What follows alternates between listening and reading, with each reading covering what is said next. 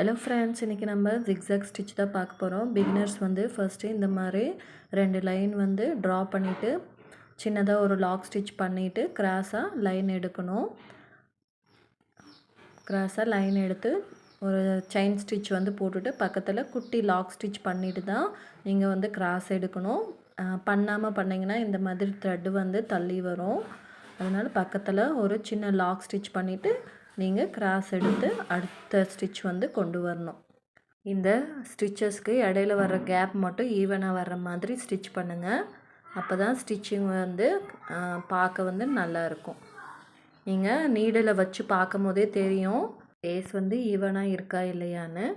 உங்களுக்கு அப்படி ஈவனாக இல்லைன்னா சின்னது வேணால் சின்னது பண்ணிக்கலாம், பெருசு வேணால் பெருசு பண்ணிக்கலாம். நீங்கள் நீடில் வச்சு ஒரு தடவை செக் பண்ணிவிட்டு அப்புறமா கிராஸ் கொண்டு போய் ஸ்டிச் பண்ணி நீங்கள் ஸ்டிச் பண்ணணும்.